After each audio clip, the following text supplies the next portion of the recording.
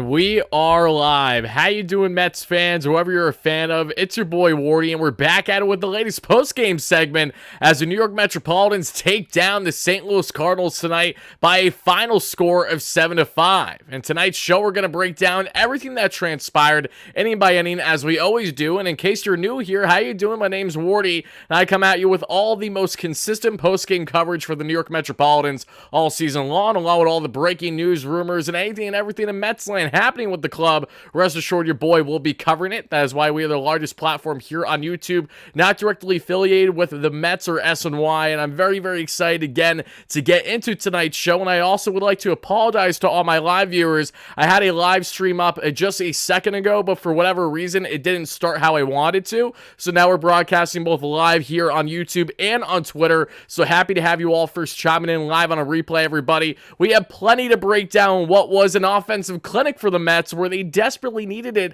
against a Miles Michaelis that most of us Mets fans don't like, going back a couple years now, and for good reason. Back when Pete Alonso got drilled multiple times, and Miles Michaelis said, you know what, Chris Bassett, us pitchers do have full control in our pitches when we hit pitchers. Okay, batters, so you are deliberately hitting Alonso. Gotcha. Appreciate that. Yeah, missed me with that nonsense. Miles Michaelis gets absolutely lit up tonight by the Metropolitans. Their offense gets the job done. Jose Butto wasn't perfect, but he was serviceable, did what he needed to do. And this Mets bullpen, while it was a little shaky in the end there with Adam Ottavino, again, some big deep breaths. We get through this together. But before I break down everything that transpired, along with answering your comments, questions, and concerns that you got for me in the live show, and for my replay viewers, let me know your biggest takeaway from tonight's game in the comments down below as the Metropolitans secure the series dub. Before we run this post-game jingle, before we get into it all, make sure to smash that like and subscribe button if you are, of course, new or a recurring viewer. Thank you so much. Yoshima, thank you so much for the $2 holla here on YouTube. Finally, another series W. Pete may be back. Yes, Pete Alonso just might be back, folks. It looks like the sleeping bear,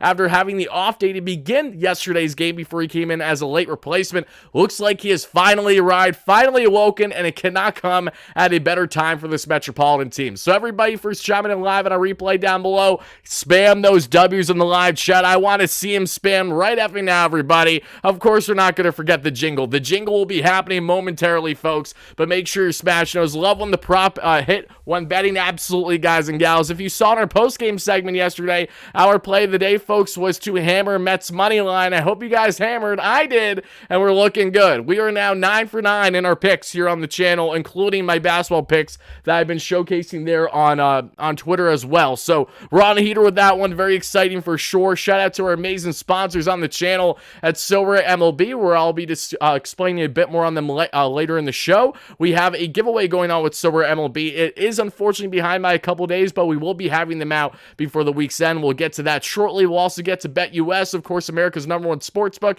Check it out today by clicking the link down below. That way you too have a 125% bonus with your first 3 deposits for all your sports betting needs, and make sure you bet responsibly with our friends at BetUS. Dave, how you doing? Sonia, how you doing? Alex, how you doing? Everybody chiming in. Kish, how you doing? Yoshima, thank you for the donation again. Ricky, how you doing?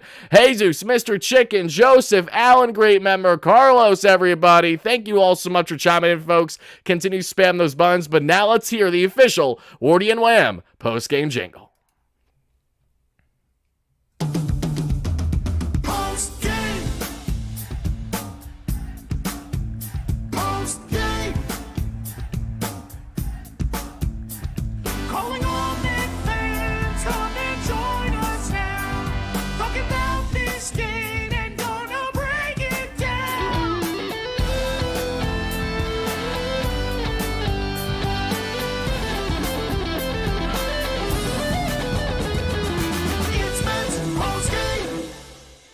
Shout out, as always, to my amazing friends and the jingle makers and Greg and Jordan, who do a fantastic job with all their jingles that you guys can, of course, check out on Twitter if you haven't already. Wardy, literally and figuratively 100%, baby. We're in it, baby. How you doing, Jacob? Happy to have you in there. Priest, I can read your comments. You're in here. How you doing? Happy to have you.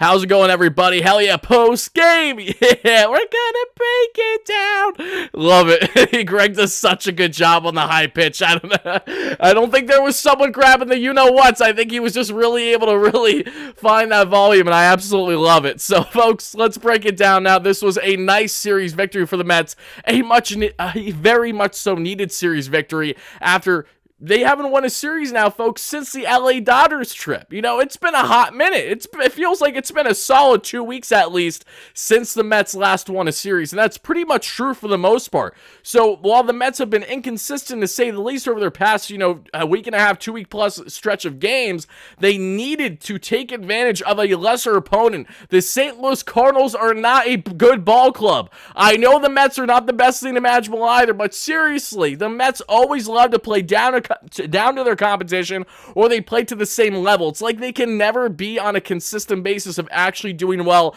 against teams they're supposed to do well against. And then Miles Michaelis that somehow had the upper hand over the Mets the last time where the Mets lost 2 out of 3 at Citi Field against these schmucks. I was beyond baffled that the Mets could not barrel this guy. Thankfully that changed today, and while yes, the Cardinals did barrel up early against Jose Butto, they had some really hard exit velo against him with their early runs. Butto would come in and give the Mets, again, a strong 5 innings that we're going to get into. So, folks, before we get into all the hitting stats, before we get into all the pitching stats, I do just have some key updates that I would like to share with you all. AZ, thank you so much for the $2 holla. AZ says, Mets win, baby. Put it in the books. You'll love to see it. Thank you so much for that, AZ. Hope you're having a fantastic one, my friend. And also, everybody, just a key update. I will be in attendance for my first Metropolitan game this season, this Saturday against the Atlanta Braves. So you guys can check post-game coverage. We'll be live as I exit Citi Field this Saturday. If you guys are looking to hang out with your boy, grab a drink, or just come say hello, make sure you're on the lookout. I'll give you guys more deets and more information where I'll be sitting and where I'll be roaming around throughout the game as we get closer to that point later on in the week, everybody. Again, happy to have you all in here as we have plenty to break down in Mets land. As they win tonight and they win the series, they win a big one tonight by a final score of 7-1. Butto's first one of the year. That's crazy. That is crazy. It's just the Mets pitchers have not gotten many wins. Sean Manaea was the last Mets pitcher to get a win, and we'll take those small things as they come. Of course, we got the New York Rangers now going to their second overtime tonight against the Carolina Hurricanes. For my Ranger fans, deep breaths. Hopefully we can win this one too. If you're an Islanders fan, if you're a Devils fan, or if you're a fan of anyone else and you don't like the Rangers, and I apologize if you just got offended by my fandom. But I digress. Let's break it down, everybody. Let's get into why Pete Alonso was able to break out today, why Brandon Nimmo is looking like the best leadoff hitter imaginable, looking like, yes, he could very well hit 25 or 30 home runs this year, which I have a pretty strong confidence that he will get there. I really do. But before I break them down, some key updates, as I mentioned, and it starts going back over the past day or so. Yohan Ramirez, remember him, everybody? Remember when the Mets traded him over this past month to the Baltimore Orioles for cash considerations? Well, he's back in town, just like how Michael Tonkin was back in town before the Yankees then pried away Tonkin from the Mets organization when they DFA'd him for his second time there. But Yohan Ramirez, of course, was DFA'd by the Mets, then was traded to the O's for cash considerations. He goes to Baltimore, has a short stint there, and now he's DFA'd again and picked up on waivers by the Mets as the corresponding move. The young right-hander that was picked up this offseason, and Max Kranick was in fact DFA'd. So Kranick, I hope he stays in the organization. He looked fantastic in spring. He's a diehard Mets fan growing up, as we know. A lively arm that was looking great up until, unfortunately, an injury he sustained in spring that put him on the IL. He's been ramping up there. Now we're seeing in AAA rehab-wise, and hopefully Kranick again stays in the organization, because that's another arm the Mets can utilize at any point this year should they wish for the six-man rotation, or however they want to configure or go about things. Another key update for you all is Harrison Bader just came out in a recent post for the New York Post that, yeah, he isn't too happy with his role, which again isn't all that shocking. I was a little surprised of the timing of this article coming out. Again, it's just for the sake of gaining the attention at the moment. But Harrison Bader, of course, has not played every single day lately. He's played half the games, basically. He's been starting half the games, and he said it's not easy for him to handle it. He doesn't handle it any better, even knowing he understands there's justified reasons with other guys needing playing time, rightfully so, and having good relationships with these guys. And while he admires and understands the Mets' vision from not only the coaching staff, but to the front office and their philosophy, it is still something that bothers him, but he just does his best to, of course, grind out everything every single day and be the best player he can possibly be. If you guys want to check out that article, I highly implore you all to do so. It's an interesting read there on Harrison Bader, on a guy that very well could be traded by the trade deadline this year for the Mets, even if they are in fact buyers. I know that might seem like a little bit of a surprise to you, but all in all, when you look at what the Mets' greater needs may be by the deadline, that is where I could definitely see them parting with one of the current outfielders that they have. And newsflash, it's not going to be Brandon Nimmo. So Harrison Bader, we talked about that briefly. Now let's get into another health update. Tyler McGill pitched 4 scoreless innings, 7 strikeouts, allowed 1 measly hit against the Lehigh Valley Iron Pigs today, as the Syracuse Mets went on to win 18-4 was your final, where they scored 14 runs in 1 inning today, including a Trace Thompson 6 RBI day. Absolutely nuts. Shout out to the Syracuse Mets. He's getting the job done. Tyler McGill, he has one more start to give, probably this weekend at the rehab level, and then the Mets will evaluate from there and when they want to bring him up to the rotation or consider him as a reliever or keep him stashed there in AAA. Couple more updates for you all before I break down the ball game, because they are certainly important here. In case you're unaware, Kodai Senga is going to be throwing another bullpen in the coming days. After that, he may have one more, and then he will officially begin his rehab stint. So we look like we're probably around a week or so away, if I had to say, before Kodai Senga is officially announced as to begin a rehab assignment or so. From there, of course, he will build his ramp up as he can return earliest May 27th off the injured list, along with David Pearson, who's also been looking sharp as he's ramping up in the minor leagues per rehab as well. And that is all the latest updates, along with Francisco Alvarez got the stitches out of his thumb. As we know, he had that torn ligament, unfortunately, so now he will begin the process sooner than later of what's going to be a month-and-a-half ramp up to build his way back to the Mets, and we certainly need him. Tomas Nido is getting the job done in the meantime with a nice caught game by the Mets today, and again, another game where Tomas Nido is barreling baseball as well. I continue to be impressed by Tomas Nido. I know the bar's low with these guys, but still, definitely been impressed to a degree. You don't just say breakout. Oh, you absolutely do. You say breakout when you get not 1 but 2 key hits, when you've been absolutely slumping mightily, when you've been 1 for your past 35. I also think context is important here, Priest. When I say breakout, I don't mean breakout as, oh my goodness, Pete Alonso's back to being, Pete Alonso. No, I'm just saying he's breaking out, finally got that monkey off his back, and was able to provide positive offensive production for a Mets batter that entered tonight's game with just over a 500 OPS in Mets wins this season, and in Mets losses, we're looking at a just sub 900. Kind of bizarre numbers for Pete Alonso so far this year in a lot of ways, but tonight it was vital for him to jump on Miles Michaelis while everyone else was, and then of course rip that insurance run that we saw later on in the 9th inning. So now everybody, let's break down this ball game inning by inning and continue to smash that like and subscribe button as you chime in live on a replay, and thank you all so much in advance. It's greatly appreciated. But folks, it starts there that we see in the first inning. Starling Marte with an infield single. The Mets cannot score there, however, so we advance then to the bottom of the second for Jose Butto on the bump tonight again against Miles Michaelis. He gives up a bomb right away to Brendan Donovan. Donovan with the home run. Nootbaar then with the walk. Wilson Contreras, who unfortunately had terrible news happen to him. Before that happens, however, he does rip a double thanks to DJ Stewart, who got the start in left field today over, say, a Tyrone Taylor, because Carlos Mendoza loves the bat with DJ Stewart right now, understandably so. But what do we not love with DJ Stewart? It is that defense, and that defense was not all that pretty tonight. The ball goes over his head. It goes through the glove there, basically. Can't get the best read on it. I know it was a tough play, but it also goes in hand with not being an everyday outfielder the way that DJ Stewart certainly is. He's not an everyday outfielder, just put it lightly. He's a primary DH for a reason. No less, that double, of course, puts them in scoring position. Not a great play there by DJ Stewart.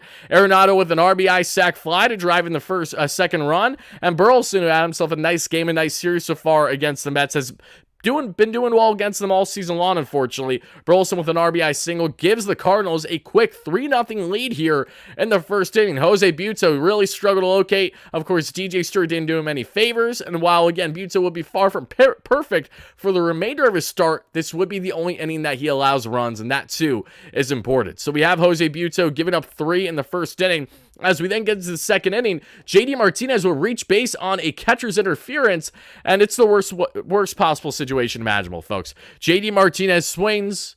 Contreras' glove is too far in. It is not only catcher's interference, but it is also potentially a season ending injury for Wilson Contreras, or at minimum, a injury where he's going to lose significant periods of time of play, because unfortunately JDM's swing hit him right on his lower arm, right around the wrist area, broke his arm, and now he's going to be out long term. So my condolences to Wilson Contreras. I know this isn't a death, but I mean, for a guy that was swinging the bat as good as he was to kick off the season, for a Cardinals team that needs as much help as possible, he was one of their few saving graces so far this year, with a guy like Paul Goldschmidt absolutely laboring like we've never seen before in his career. Unfortunately, that happens with age too. But Wilson Contreras, I'm wishing a very speedy recovery with. So terrible to hear that news, that he did in fact break his arm from that JDM swing. And again, I just wish him a very fast and speedy recovery. He was looking great this season along with his brother there, both in the NL Central. Williams been great with the Brewers. Wilson was great with the Cardinals. You just hate to see it. So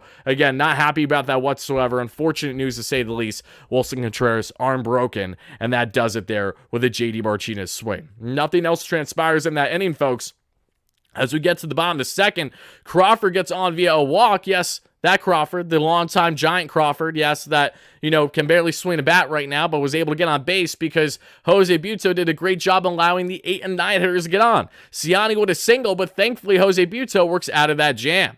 As we advance to the third inning with 2 outs, Francisco Lindor records a single up the middle. That's all she wrote, though. Then as we get to the bottom of the third here, folks, as we're breaking down the latest in Mets land, if you're first chiming in live on a replay, the Mets win this series and win tonight by a final score of 7-5, thanks to not only Brandon Nimmo continuing to break out on a tremendous rate right now. He's on a heater, to say the least. Brandon Nimmo's looking like a 25 to 30 home run leadoff bat, and I'm here for it. Now with 25 or so RBIs on the season, baby, we take that. And Pete Alonso finally breaking out after a horrendous slump. Again, one for his past 35 or so, looked completely lifeless. Had the off day to start yesterday. Looked like that helped him a bit. And Pete Alonso far more locked in at the plate today. Definitely an encouraging sign. Again, not saying he's back by any stretch, but these are baby steps in the right direction for Pete Alonso and a Mets team that's heavily relying on him to have success to their liking, where they want to be with the Pete Alonso, exactly. But in the third, if I didn't mention it already, Arenado with a single. Burleson, though, with a double play, thankfully would end the inning. Big double play that was first turned there by Brett Beatty, if I'm not mistaken. Brett Beatty had another fine defensive outing for the Mets and did record a hit later in the game, as he usually does, regardless on the score of the game. If the Mets are winning or losing, it feels like it always happens. If there is not at least one Brett Beatty single in the game, there's something going wrong for the most part. In the fourth, we see Brandon Nimmo with a tremendous catch there in center right field. Beautiful, beautiful diving catch there. Brandon has had himself a series, to say the least. And it doesn't take a rocket scientist to put 2 and 2 together to say that, yes, Brandon Nimmo is 100%, still my star of the game, my star of this series, folks. How many of you agree with me on that one? Let me know in the live chat. For people down below, let me know on replay as well. How is Brandon Nimmo not your number 1 star of this series? He has been absolutely fantastic. Home runs in back-to-back games. Tonight's home run that we're going to get to in a second was a thing of beauty. But before we get there, let's start things off here in the bottom of the fourth. After that great catch by Brandon Nimmo, it was a 1-2-3 outing there for Mr. Jose Butto. It was one and only 1-2-3 inning of the night. In the bottom of the fourth, we see top of the fifth, Jeb McNeil with an infield opposite field single. McNeil with 3 hits tonight, started off 3 for 3, including 2 hits in the same inning, folks. Yes, you heard that correctly. Jeb McHits gets the thing started in the 5th inning. Tomas Nido with a single himself that hits off the glove of Arenado, a liner that gets 2 on with no out. Brandon Nimmo, dead center, 3-run home run, 440 feet, roughly 110 mile per hour exit velocity. Brandon Nimmo continues to not only defy the odds as a leadoff hitter that has so much power, but he just finds ways to win every single time out there. I love the snarl behind Brandon Nimmo. I love his approach at the plate. I love how, what goes in hand with him when he's sprinting to first is because we know how excited he is, but he also says how much he prides himself on walks and getting on base, because anytime that he has success, again, that is him beating the pitcher. It's a one-on-one. It's a mano-a-mano, and he views it like a standoff, and I think that's fantastic. And Brandon Nimmo's offense has been through the roof lately that we're seeing. Yes, he's not as much of the contact hitter that maybe you're looking for, but that's okay when he's providing the offense the way that he is right now. He's getting on base with his walks that we all know very well. He's also getting on base at a strong clip lately via hit by pitches as well, too. Brandon Nimmo is doing all the little things right, and I got to commend him what has been a fantastic series and a guy that is certainly living up to the early goings of his new extension over the past year. Great stuff. Kevin, how you doing? Happy to have you in. Or Max, great member, and Mod, Richard, great member. Happy to have everybody first chiming in live on a replay here on YouTube and here on Twitter. If you're a Twitter viewer, make sure that like, that follow button, that retweet button. But know that I only interact with my viewers here on YouTube, so make sure that subscribe button here on the channel if you haven't already, folks, because we're going to be doing plenty, and I mean plenty, shows this year where we're taking live callers, where we have special guests and all that great stuff. It's been a very up and down start to the season, and I know that this is going to be a 500 ball club. It doesn't change the fact that there are some things that still need to be in order before we bring on some certain things. So very excited to get that going soon. Be on the lookout, everybody. And now let's break down more on the ball game. Mark, my man, Mark Brooks, longtime follower. He's been a member before. He is again. Thank you so much for the membership, my friend. Happy to have you in here, Mark. I hope you're doing fantastic. Hope all is well on your front, my man. You've been a great supporter of mine. I greatly appreciate all the generosity you've been sending over the years. But as we break down more in this ball game, folks, again, Brandon Nimmo with that game-tying home run in the 5th, and there's far more to be had there. Starling Marte with a double still. Again, no outs. Francisco Lindor with a single, and then Pete Alonso with a 2-run opposite field double off of Miles Michaelis. The Mets record 6 consecutive hits for the first time this season, and they absolutely barreled, the part of my French, the shit out of Miles Michaelis. And Pete Alonso being a part of that was absolutely masterful. Michaelis comes out of the game. That doesn't matter because the reliever goes up to match up against JD Martinez. Round 1 here goes to JDM. JDM with an RBI single up the middle increases the Mets lead, and just like that, they go from being down 3-0 in this ball game to up 6-3. We're taking that every day of the week, baby. You'll love to see it. Mets up 6-3 as we get to the bottom of the 5th. Jose Butto's final inning of the day. New bar with a walk, but that's all she wrote. Again, folks, the final line of Jose Butto is as follows, everybody. 5 innings of 5-hit, 3 earned run, 3 walk, and 3 strikeout ball for a 3 ERA. If you were picking threes today, if you were hammering them in any which way imaginable, you were right. Jose Butto with another outing where, again, he kept the Mets in this ball game. It wasn't pretty, it wasn't sexy, but he did what the Mets needed to do. If I had to give him a grade, personally, right off the riff without thinking too hard, I'd probably give him around a C on the grade. We're going to get into the pitching analysis on Butto and the staff as a whole, thanks to my man, Isaac Rothman, that you guys can all check out on Twitter, who's fantastic with his young pitching analysis on all things Mets. Groffman sends me reports after each and every game, does a fantastic job in doing so, and really helps, again, share more detail that maybe I don't have for you present as I'm getting everything else set up. So just one of the awesome new contributors here on the channel, Isaac. We're going to be reading that off here in a second. But Jose Butto, everybody, on a scale of 1 to 10, where would you rate his start tonight for the Mets if you had to put it on a ranking scale? Let me know in the live chat. Let me know for people on replay too. Greatly appreciated. But again, for your number 5 starter, Jose Butto, doing exactly what you pretty much need him to do. The only thing I'd suggest a little bit better of is eliminate those walks a little bit. But if you want to be a DJ the way that Sean and I is pregame today, you could certainly do that, and maybe I won't care about the walks as much. No, I'm still going to care, and the same applies to you, Sean. If you walk up on the mother, I don't care if you look funny and you look cool when you're doing the little DJ dance. Stop walking, everybody. Please and thank you. All right. I digress here. We get on to the 6th inning, everybody. We see Brandon Nimmo with a walk. That's all she wrote, though. And the bottom of 6, Cole Sulzer, who was just called up by the Mets not long ago. He is on, and just like that, we see a home run for Burleson. And after a home run for Burleson, Cole Sulzer will go on to strike out 3 batters. Fantastic job there by Sulzer, who strikes out the side pretty much. Aside from giving up that home run to Burleson, Burleson has had the Mets a number so far this season for whatever reason, not exactly sure. The New York Rangers just won in overtime, baby. Let's effing go. Who hammered Mets spread and Rangers for the 2-pick parlay today? Your boy did. You love to see it. My New York Rangers go on to win. They're up 2-0 in their series, everybody. Vibes continue to be immaculate at Madison Square Garden. Again, I apologize if you're not a Rangers fan. I'm not trying to offend anybody, but things are absolutely popping in New York right now, and we cannot ignore this stuff either. I'm sorry. Imagine watching hockey. Imagine being a casual, not even liking the sport. That's the worst thing to come out of this, if I'm being quite frank. I love baseball, but imagine not liking one of the best sports out there in the National Hockey League and the New York Rangers. I digress. Big win for the Rangers. Love to see it. Shout out to them. I don't know who got the game winner. I thought it was maybe Vinny Trocheck, but I could be wrong. Big win for the Rangers, everybody. LGR, go Devils, or whoever you're a fan of, that's fine. You know, that's fine, guys. I'm not trying to offend anybody, but this was a massive win for the Mets in double overtime. Don't care, and we got the Knicks tomorrow, too. We got a lot of things riding at the moment.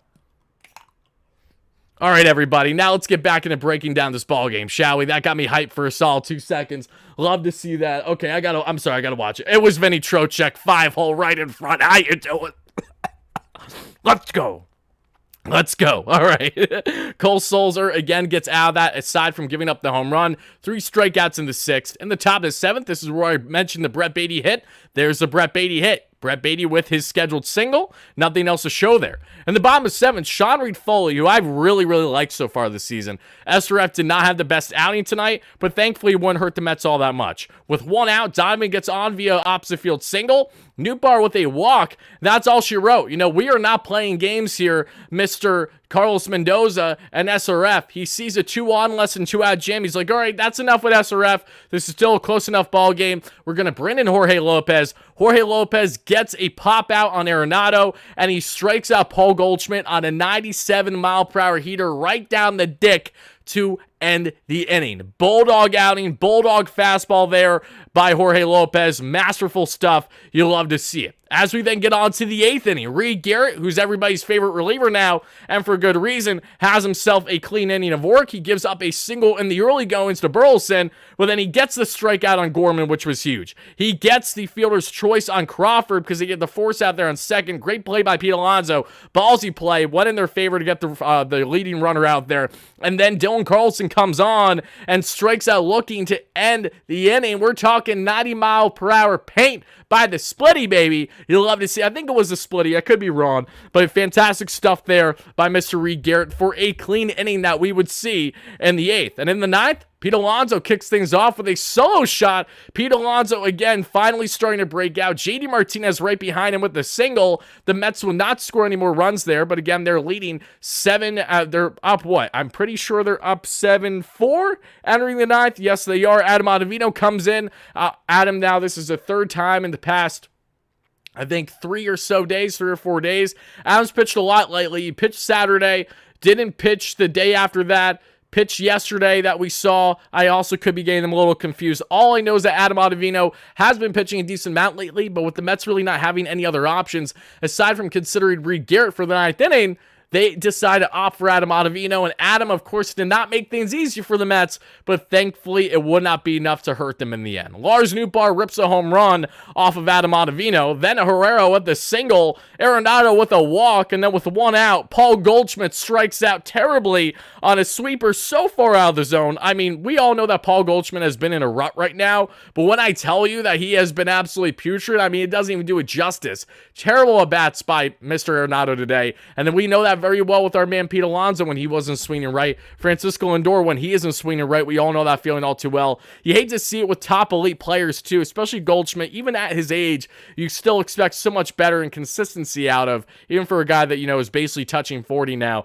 But no less, Paul Goldschmidt not locked in whatsoever. The Mets will go on to win tonight by a final score of 7-5, everybody. Frank, I'm doing fantastic. How are you? Happy to have you all chiming in, folks, as we bring down the latest win in Mets land as they take this one tonight by a final score of 7-5. Before we get on to breaking down my the pitching analysis that we have to share on this outing for the Mets and their bullpen as a whole and get into a bit on the hitting numbers, folks, let's take a quick second to hear from today's video sponsor here just for a second, everybody, because as you guys and gals know very well, Sorare MLB is the best MLB fantasy game out there. It is, of course, free to play, but you can buy, sell, trade, and upgrade your cards to build your roster there in the Sorare MLB marketplace at your fingertips using their app or playing on your desktop. The simple basics of the game is if you know MLB The Show, if you like building your own team as your own GM virtually in fantasy, combine that together and you have Sorare MLB. You're building a card collection that you, of course, can use to collect different virtual cards that, of course, vary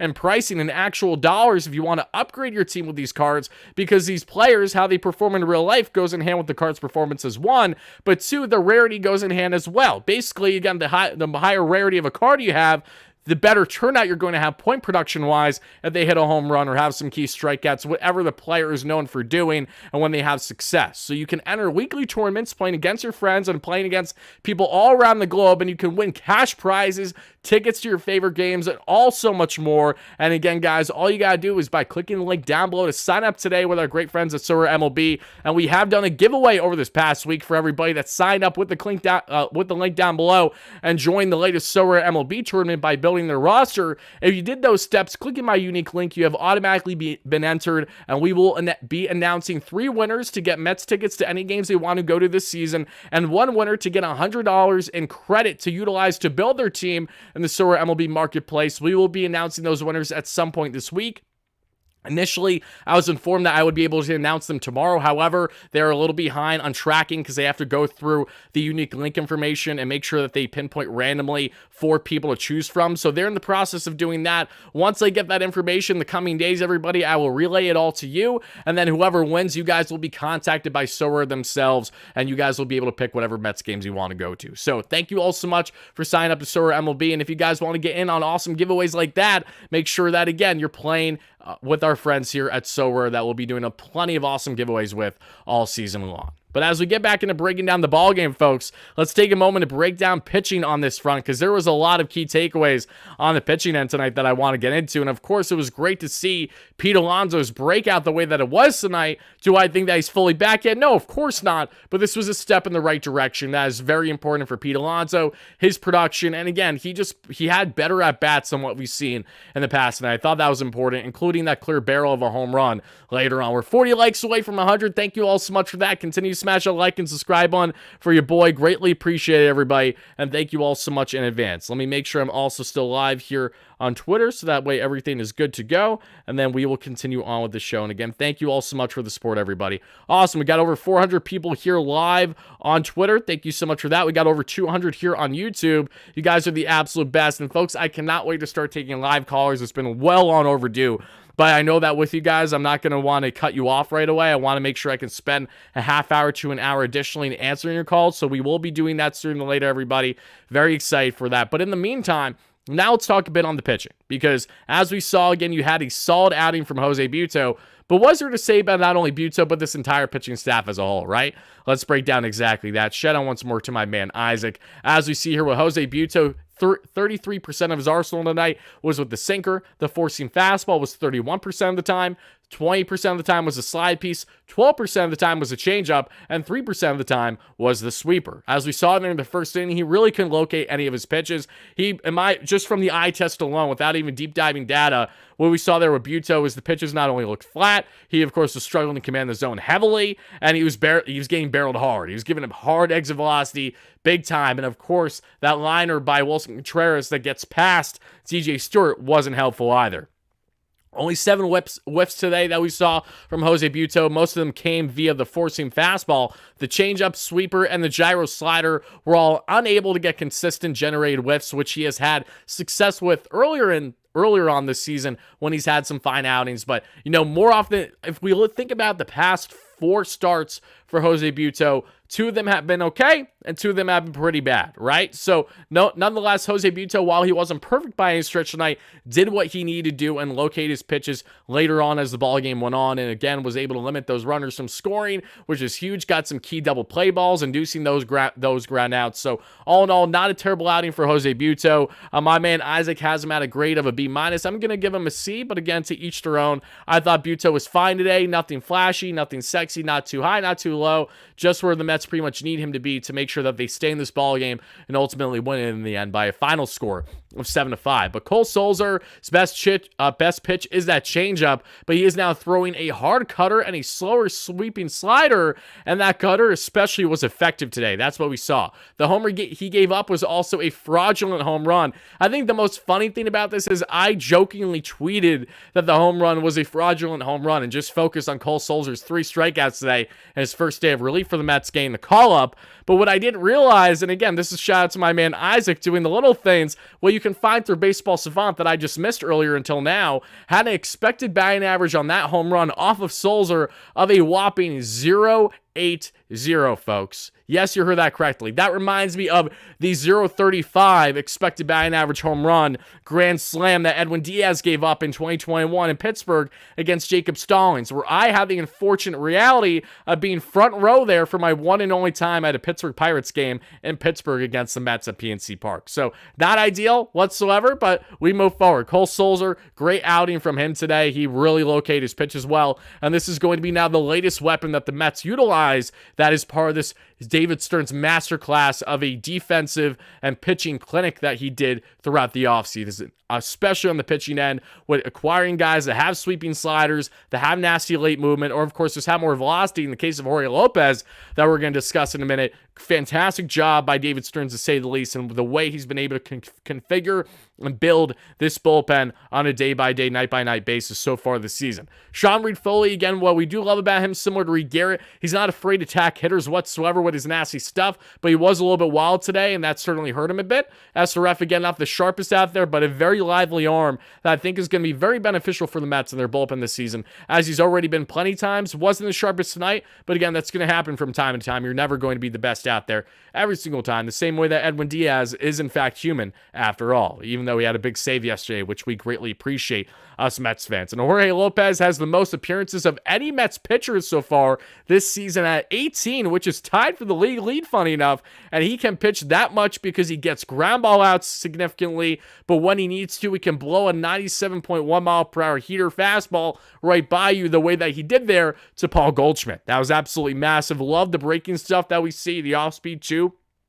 Jorge Lopez, he throws the kitchen sink at you, and then he's got that heater right in his back pocket whenever he needs it, and that is the best thing about Mr. Jorge Lopez. That is exactly why Jorge Lopez currently has himself a 2.04 ERA on the season. We're gladly going to take that from Jorge. And when we look at Reed Garrett again, there's really not much else to say. He's got the splitty. He has it more in his back pocket as that put-out pitch. It was masterful. Recorded 2 strikeouts with it again today. And Ottavino hung that thing to...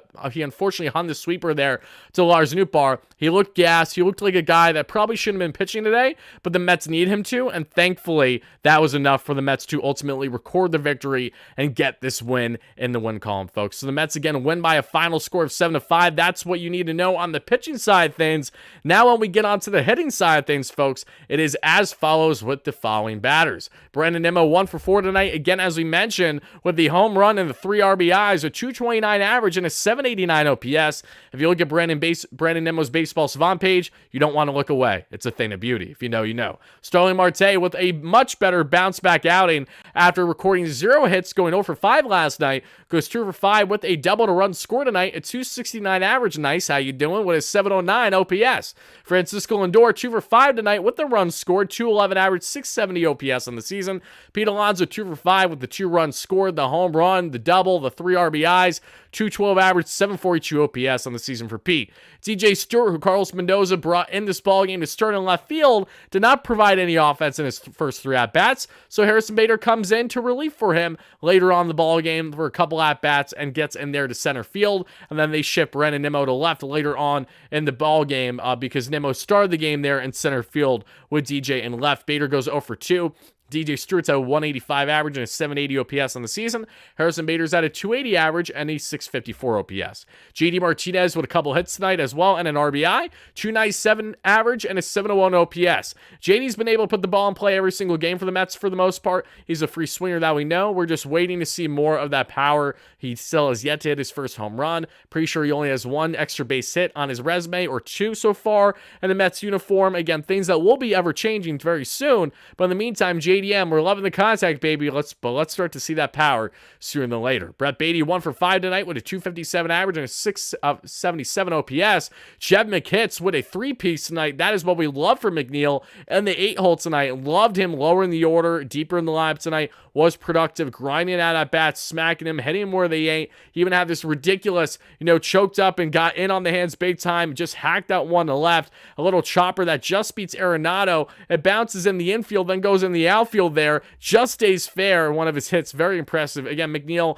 just did what he needed to do tonight. And it doesn't need to be pretty, Jeff. Just do what you're supposed to do as a 300 hitter guy. Not a guy that, again, is striking out half the time when he's not hitting well. And that's very frustrating. McNeil, though, great outing. No strikeouts, no walks, just a bunch of hits. 248 average and a 644 OPS. More of that, please, Jeff. I beg of you.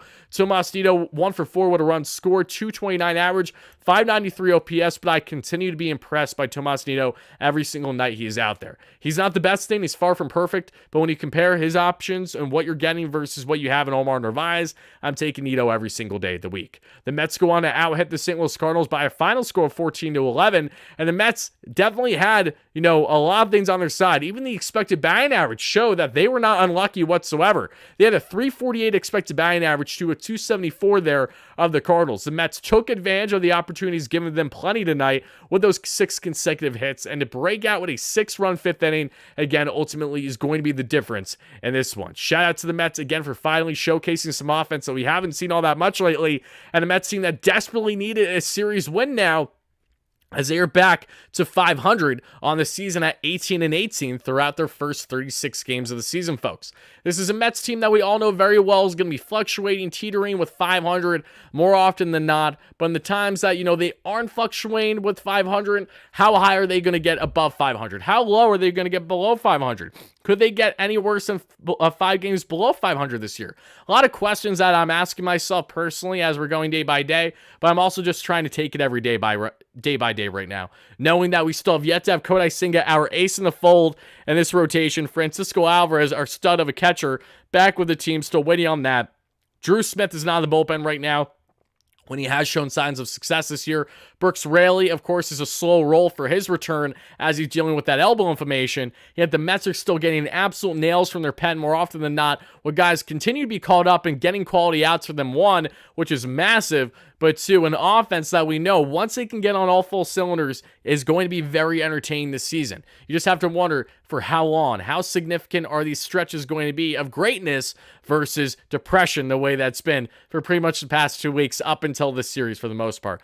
Nearly went from unwatchable to below average, unachievable player. Congrats, Lindor. Priest, this is where we can actually disagree, my friend, because if you look at the stats for Francisco Lindor, shout out to my great friends James and Mark at the Mets Podcast. Make sure to check them out if you guys haven't already. Not only great friends of mine, but just, awesome individuals, awesome people in Mets land that are very knowledgeable as well. And an awesome stat that they threw out here yesterday.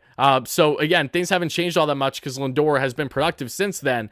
As of yesterday, Francisco Lindor's numbers since the standing ovation: a 274 average, a 330 on base percentage, a 524 slug. So we're looking at a 5, 6, 7, 8. We're looking at a 854 OPS, 5 home runs, 17 RBIs, 15 runs scored, and a 146 WRC plus. This comes again over the past day when those stats were initially out there. So to answer the question, has Francisco Lindor been below average? Far thing from it. Since the standing ovation, he's been well above a league average hitter right now, and he's almost at, again, a 150 WRC plus. That is definitely encouraging. The defense has always been there. Lindor is finally, again, back to the Lindor that we know he's supposed to be, hitting from the left side consistently, comfortably, and I don't expect Lindor to get in the rut the way that he was earlier in the season. Will he have his slumps? Of course he will, but I think we've seen the worst from Francisco Lindor this year, and that is, again, a good thing.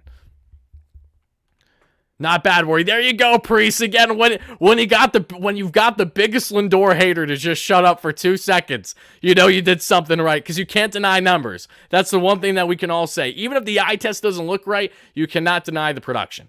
If Lindor hits Sonny, Wardy, if Lindor hits Sonny Gray tomorrow, I'll eat your hat. What even kind of comment is that? I don't what if Sonny Gray is if Lindor hits Sonny Gray tomorrow, I'll eat your hat. Do you mean hit as in like get a hit off him? Because you made me think that he was gonna like hit him, like actually hit him with either like a comebacker, like we saw to Pepio the other day, or what have you. You really confused me there for a second, Elephant in the chat. I got no clue what you're talking about. And secondly, why you want to eat the hat? That even makes that's even literal. I can't say the proper word here. Even less sense. That's what I was trying to say. Thank you. My goodness. Lindor isn't there yet. He's lukewarm. Yes. He's not like, this is not peak Lindor right now, but he's definitely better than what he was a couple weeks ago. No denying that at all. And that's, thank goodness for that. Finally not a glaring hole. But here's the thing. As soon as Lindor started to snap out of his funk, I hit his pitching. I got you. But why you want to eat the hat? That's my question. But Lindor, when he finally snapped out of his funk, Pete Alonso essentially started his significantly. So we still have yet again to see this team in all full cylinders to the capability that we know that they can be doing. That's unfortunate, but again, it's something that we'll be following plenty in the days going forward. The Mets have an early day game tomorrow there for the series finale. We'll be coming at you with post-game coverage as always.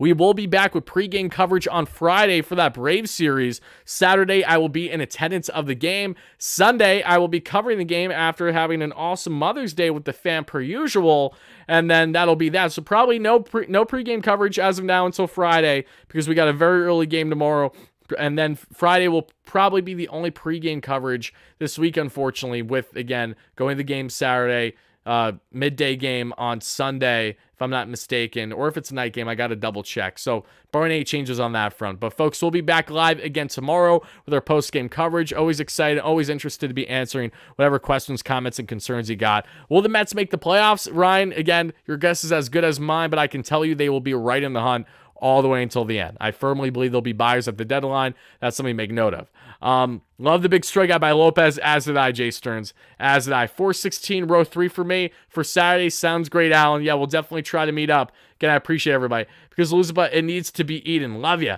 Ralph, I appreciate the kind words, but the black hat goes nowhere. I love my neutral hats. I love my hat that I can wear every single day of the week with any fit, and it's going to look nice. I finally found that. This is the official Wardy hat. You'll see other hats worn this season, I promise, but this will be the go-to more often than not, probably including Saturday's game, barring any changes. So we'll see, everybody. That's going to do it from your boy, though. See you guys all again soon, hopefully after a series sweep tomorrow. Until then, have a great rest of your night, day, evening, whenever you're watching this. This is your boy, Wardy, signing out. Let's go, Mets, baby.